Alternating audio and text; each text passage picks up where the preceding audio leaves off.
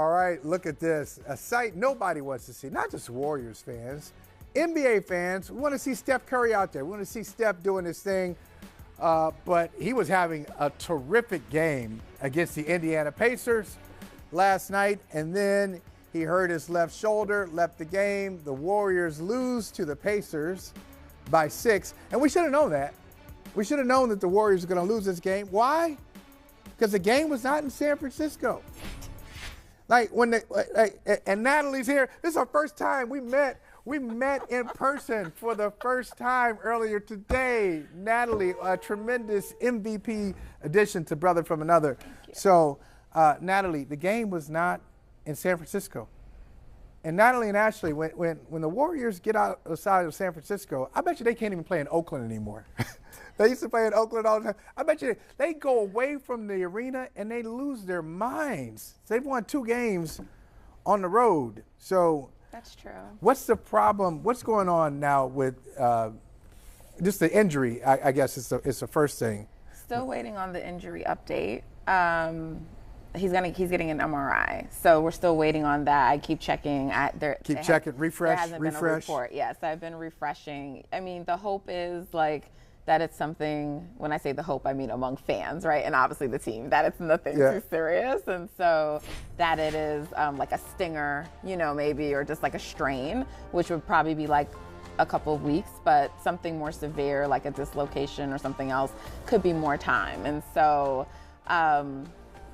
That's not good for the Warriors because it's not just based on this team. Like every iteration of the Warriors, even the versions that had Kevin Durant on it, when Steph isn't on the court, they're just not a very good team.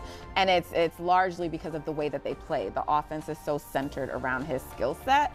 And so when he's not there, it makes it very difficult. Like Draymond can't pass as well. Those lanes aren't open because now they can guard Dre, and make it tough for him. And it's just Clay doesn't have as much space to shoot in. Even like a Kevin Durant, like obviously when he was there, he would keep them afloat, but it wasn't the same because now he doesn't have as much space. And we saw what that looked like when Brooklyn, lost last year in the finals, right? And they got swept by the Celtics because really they could just focus all their attention on Kevin Durant. And so that's what happens like if a player like Steph goes out. So it wouldn't be good for them if he had like an extended absence, but we'll see. We'll wait for the results. Tell me this, Ashley. Is Golden State positioned to be competitive, or even beyond competitive? Competitive sounds those are low expectations.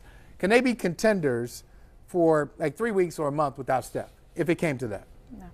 Yeah, here's the thing. I think right now they're kind of in, and when I say good, I don't mean good because Steph's injured, obviously. I mean, they're in an interesting position right now. It's still very early in the season. I think we're only a quarter of the way in. The season technically doesn't really start until Christmas Day. We haven't even hit those games yet. And the West is very much all over the place. Looking at the standings right now, the Pelicans, Memphis, Denver, and Portland are really the only 4 hot teams right now that have consistently been winning. You look at, Phoenix, they lost 5 in a row. The Clippers are still trying to figure out what they're doing. They're trying to get that chemistry going.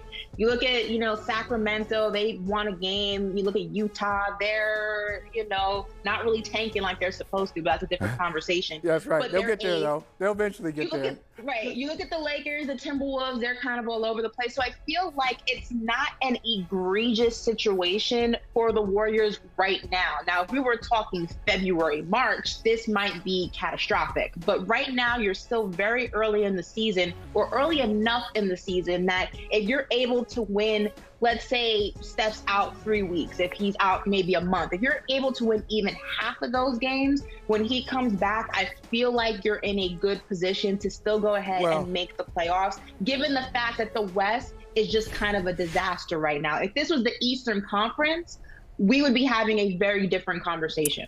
Well, if Natalie, Ashley said if they could win half they can. Without him, hey, listen, that standing, it should have said 14 and 15. So they're a game under 500 with him, and he's playing out of his mind. He's playing great basketball. He's had many games, like pretty much half of those games, he's averaging 30 points. His assists are up. His rebounds are up. I mean, he's but also take into consideration that Clay took a while to find his stride, and that was a lot of weight on Steph Curry and not having the second half of the splash rubs. It took him a while to kind of figure himself out. now that Clay's starting to roll a little bit more, I feel like you'll get a different version of the Warriors if Steph were not able to play. And even, you know what, let's go ahead and even lower the standard. If you can just win a quarter of the games without Steph, depending on how long he's out, I still don't think that puts the Warriors in this just like massive hole that when Curry does come back, that he can't go ahead and help this team this is where we disagree. Be dug out of. Because the West is just not that good right now. Ooh, I don't know. So what do you think, Natalie? So I agree with Ashley that the West isn't that good and there's not enough separation. But I think the length of time you lose Steph is critical. The Warriors aren't capable of winning games without him. Like, we have so much data on that. They can't do it. Last year, we can just look back at last year when he went down and they couldn't win a game. They won like a couple. Like, they just don't win without him, even if Clay is there. Like in 2016, but not like this version of the Warriors. You still have Clay not playing back-to-backs. And so he did take some time to heat up, but that was an issue. You had like Dre and Clay not being ready at the beginning of the season, so they couldn't play full minutes. So I kind of want to separate like the Warriors into like two versions, because I understand. I understand that like what happened at the beginning of the season, so it's so glaring. It's that road trip they went on, those 5 games that they didn't win any of the games. And so that's really what put them in a deficit. But the Warriors, since they made lineup changes, James Wiseman to the G League, Draymond and Andrew Wiggins to supplement the second unit. Like, when they finished that Boston game, they were 11-6 from that point on. So they were winning, and their record was better, and they were a top 10 offense and defense since those changes. So they were on track, but a couple of things. One, Kerr continues to do the resting, which I know annoys you. Oh, my goodness. So, like, some of those losses, you have to remember there were a number of games where, like, the stars just didn't play at all. And then on top of that, then you had like Steph going down last night. So it was a 3-point game when he went out, Michael. So, you know, it's actually really critical for them. But I agree with Ashley in that the saving grace is that the West is not that great. So they can probably climb back in, but they'll be coming from a deficit. Hey. Oh, for sure. And it's going to be an extremely it's going to be an annoying task for Steph coming back from an injury for however long that injury is, to go ahead and have to just be superhuman and help this team be dug out of a hole, because they will be in a hole. I just don't know, because of how close this Western Conference is and how much of a difference it is from the top 4 teams and everybody else. I just don't know if his absence is going to be as just terrible as we're kind of predicting. And that's only because the remainder of the West, I want to say 75% of this conference, is in disarray right now. And that's the only thing working to the Warriors' advantage right now. Well, this is when they were supposed to be getting back in it. And you're right. We got some news. What? It came in? We got some news. So according to Woj, just came in, Gary Carter saying in my ear, according to Woj, Steph's going to be out several weeks. Several weeks. That could be 2 weeks. That could be 3 weeks. Well, it's not going to be 2. That's several. I would say this. So here it is. Steph is expected to miss a few weeks. Excuse me. He did say a few weeks with his left shoulder. What it was. No, a few's not 2. Come on. It's not 2. A few is 2. A few is 2. It could be 2.5. Few is 3. It could be 3. It's 3. Few is 3. But we don't know minimum. what the injury is yet, so let's see what they say the actual injury is. Yeah, so out a few weeks, so he will miss, unfortunately, NBA fans, Christmas Day, Warriors, you were looking forward to it. You're not going to see him on Christmas Day. You're not going to see him. That sucks. They got the Sixers coming up here. They'll be in New York. They'll be in right? They're going to take on the Nets and the Knicks coming up. No, sorry. The Nets didn't get a Christmas Day game. Don't try it. No, I'm saying no. I'm not saying. I'm not talking about Christmas. I'm just talking about coming up on their trip. They have Philadelphia. Just wanted to specify that only one New York team got a Christmas Day game, and it was the New York Knicks. Just want to make sure we have that clear. That's my goodness. So he's going to be out for a while, but we'll see how that plays out. But y'all, can we talk about the elephant in the room? Can we talk about the elephant in the room when it comes to the Warriors? Because there's the Steph Curry injury, right? Mm-hmm. And then there's a story. I was talking to Natalie about this earlier, in that I'm usually not guilty of this kind of stuff because I like to keep stuff going, like drama. I like to keep it going. I don't want drama to end. Not in my professional life. My personal life, I want the drama to be over. But in my professional life, keep it going. Let's keep going. Let's keep that drama going. So when Draymond attacked Jordan Poole, I said, oh, this is going to be a story all season long. I talked about it maybe for a couple of days, Ashley and Natalie, and then I just kind of moved on and talked about the Warriors, big picture, the macro, not the micro. And this incident that happened, that Draymond got the fan ejected, this was connected to the Jordan Poole fight, which a lot of people haven't talked about.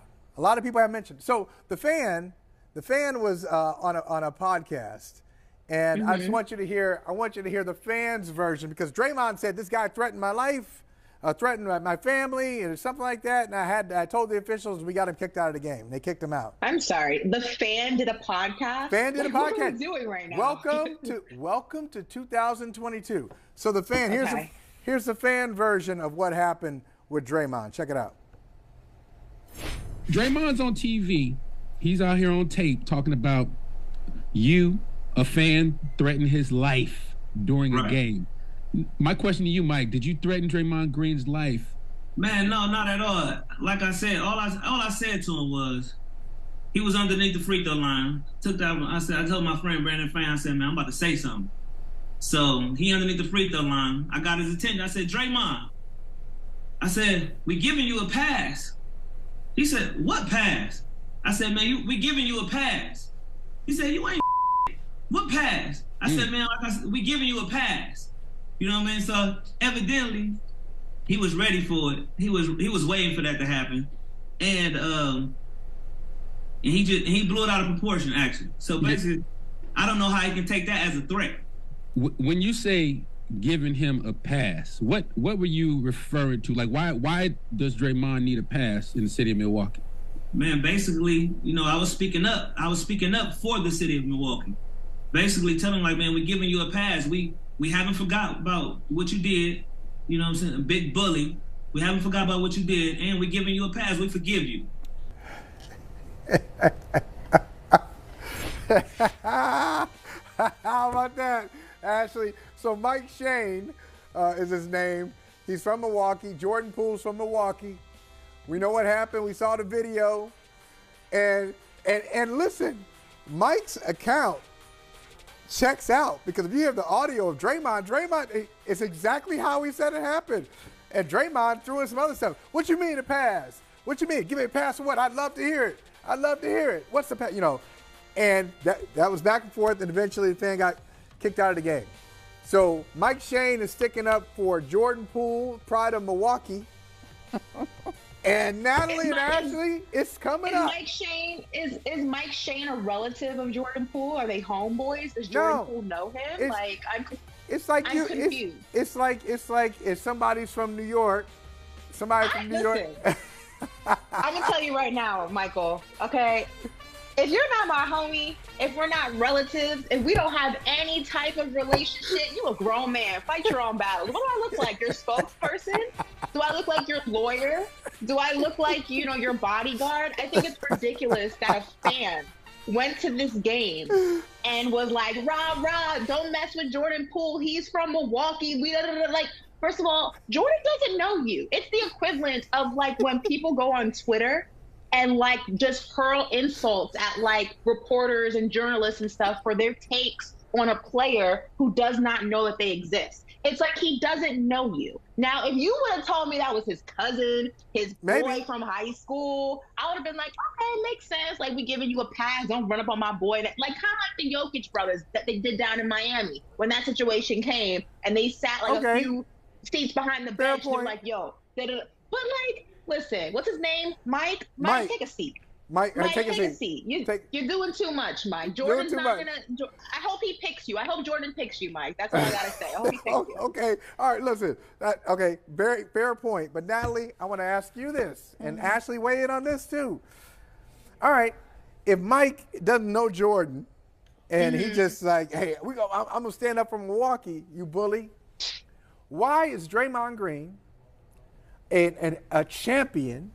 One of the best players in the league, really, when you think about all the things that he brings to the game, why is he wasting his time? He's wasting his time. He's engaging him constantly. Hey, what pass? What pass? What are you talking about? Then goes to the official, tattles on him. Oh, I went Not there. tattles. Oh, he tattled on him. He tattled on him. Hey, this guy, Mike is down here at the baseline saying something about me. He was being mean to me, and then gets the dude thrown out of the game. Michael, have you just started watching Draymond exist? This is Yeah, who but Draymond is. he doesn't kick fans out, and he doesn't get triggered by comments. Like, the stuff happened in Boston, like usually, like, you know, like in Memphis when they're like, whoop that trick, he was dancing along, right? Yeah. So the comments were obviously triggering to him. And for most of us, we thought it was because the fan threatened him. And I don't have a reason to believe that Draymond's just going to lie. So maybe he understood it to be that. I'm not here to dispute, like, if he was telling the truth or not, but the comments were triggering to him. And obviously this Mike guy is going to get on the pod and he's going to say a version that benefits him. So, right, it's just word against word. But the audio backs up, but we had that audio of Draymond saying. Right, I'm not saying, let me clarify. I'm not saying that Draymond kicks fans out all the time, but you see him on Twitter. He's good for a clap back. He's good for a pop off every now and then. Draymond is just somebody who, like, you're only going to test him to a certain point, and he's going to say something to you. Like, we've seen him do it on Twitter. We've seen him pop off on interviews when he does his podcast, and we've seen him fire shots. That's who he is. Now, he took it to a level he took it to a level we normally don't see from him when it comes to ejecting a fan from the arena. That I'll agree. So maybe something happened along the lines that just rubbed him the wrong way. Maybe he was just annoyed, you know, the what was going on in the game, and he didn't need the other distraction. But I don't feel like it was something that was so against his character that you're like, oh my God, like what happened? The guy was probably annoying him. Like any grown man putting up for another man, talking about we're giving you a pass. You ain't giving me nothing, boy. I don't know you. Like, what are we talking about? Like, Raymond is like the king, for lack of a better word. Like, he talks. You know what I'm saying? Like, yes. Just right. So it's sort of contradictory, though. And I get it's a fan. And to me, like, I'm not trying to get into no fight with the player to get kicked out. But at the same time, if you acknowledge who Draymond is, this is the same person who told Paul Pierce, you ain't Kobe. Yeah. Like, he's wild disrespectful. So for him to be so triggered by a fan don't love you like that. You thought you would get the Kobe treatment? I mean, I don't think it's like out of character in terms of like he doesn't go back and forth with fans. I think the more notable thing is that it triggered him so much. And I think, to Michael's point, and I've always said this, and I know, like, as a part of, like, someone who's a Warriors fan, like, Warriors fans want to just sweep this under the rug. They want to be like, oh, this is no big deal. This happens all the time. And, like, there were disputing, like, there were players who came out and some said, no, this doesn't happen all the time. Like, there were some who said it did, but, like, I don't think it happens all the time. I don't think you punch one of your teammates who is also one of the key pieces on the team and that it happens all the time. And so that people want to believe that there would be nothing lingering from this, I just think was not realistic. So I think it was triggering for him. He's probably still somewhat embarrassed. He's probably still somewhat ashamed of his actions, ashamed that it went public, ashamed that, you know, all these people, his peers, had different opinions and he was a talking point and not necessarily the best light. It's probably that. And it's probably also he's trying to move on. The team's trying to move on. They're trying to win games. And then you have somebody who doesn't have a direct line of connection to the situation outside of just being from the city of Milwaukee, telling, oh, we're giving you a pass. It's like, you're not giving me anything. Like, I'm a grown man. You're not giving me anything. So it's probably that level of annoyance mixed with a level of he's still probably embarrassed. He's still probably ashamed of his actions, which rightfully he should be. It's probably not something he wants to constantly be reminded of, constantly have thrown in his face. It was not a good moment for someone who has accomplished everything that Draymond has accomplished. I get it. But fans are going to say things. And, like, to me, I don't even care about any of that. Like, the bigger issue to me is what effect does it have ultimately on the Warriors? Is it having an effect right now? Yeah. Like, do you think this is part of the 14 and 15 odd start for the Warriors? I do, because, like, if you think about it. Really? I do. I don't think it's like the main thing, but I think it's 10%, 15%. I think it's unrealistic to think something like that can happen and that it won't affect anything, right? So, like, Jordan Poole isn't playing his best right now, but we saw what Jordan Poole can do. He got a big contract. And, you know, I was having a conversation with someone, and, like, I think Jordan Poole wanted to come out so hard and show, like, that the situation didn't affect him, right? And he has to, because, like, he's going to get punked. You know, we know all the stuff they say on the court. So right. You know there's, like, when players are talking to each other, people are bringing up the Draymond incident. Like, I see it in every post on Instagram, on Twitter. Like, this is going to be something that's going to be, so we can say, like, media may not be talking about it. It may not be a story that we're covering, but it's going to always be thrown in his face. So, like, if he's overthinking, trying to, like, do too much, right, then it's still a lingering thing from that. And then Dre, you've on some level probably lost some of your status within the locker room. So to the extent that you'd be able to talk to Jordan and help him, I know everyone's kind of watching on the court to watch their interaction, but it's deeper than that. So I think it's naive for anyone to believe that there are no lingering impacts. There are other things going on with the Warriors, Michael, but I think it affects them. Do you think that eventually this happened what in training camp? Like eventually it has to lose its effect. It's the like if somebody keeps saying something to you, if you and Michael get into a fight, right, and it goes viral and everyone sees it, happens all the time. a month after it happens, and you know players are crossing you, trash talking you, it stings. And then maybe the month after that, maybe it kind of still stings. But how much longer are you going to let it affect you to where it's starting to affect your game? I'm telling you, if you punch me in my face. Like, that's not there's different levels of disrespect. I'm not talking about Draymond and Jordan. I'm saying if your opponent keeps throwing that in your face, oh, Draymond punched you in the face, eventually it starts to lose its effect. It's like, yeah, bro, that happened like 3 months ago. Yeah, but you know what? You know what, Ashley? I think this is like some art of war stuff, like figuring out how your opponent thinks. And I think, but at the very basic way to approach this is Draymond has just told us all what his secret thoughts are, what bothers him the most. What bothers him is this, like how he's perceived, or anybody bringing this up. It bothers him. Maybe it doesn't bother him that his teammates bring it up or the management brings it up with the Warriors, but when anybody outside of that circle brings it up, it bothers him because that you're triggered by something that is. Think about what triggers us. Embarrassing. Because I ain't about to tell you what triggers me. I'm triggered by things, and we all are. But I ain't gonna tell you. I'm not gonna let you know. So you might get me, you might sting me. I'll never let you know it though. And so you're triggered by something, by a conversation that's already going on in your head. There's already an inner dialogue that you've gone back and forth over. Now when somebody activates it, and that's what happened. What's the saying? What's the saying? Only a hit dog hollers. Hit dogs holler. Oh, I hear our music playing. So we're gonna continue this. We gotta pay some bills. Like when we're here, we gotta remember, man. You know, this beautiful building just doesn't run itself. We gotta pay some bills here. So this building in Connecticut, Ashley, it's beautiful. Yeah, Connecticut I'm sure. building. I'll take your word for it. Yeah, you gotta come out. We're gonna bring you out here. Hey, thanks for watching Brother from Another on YouTube. Make sure you hit subscribe before you leave, and be sure to watch us 3 to 5 p.m. Eastern Time on Peacock. Appreciate you.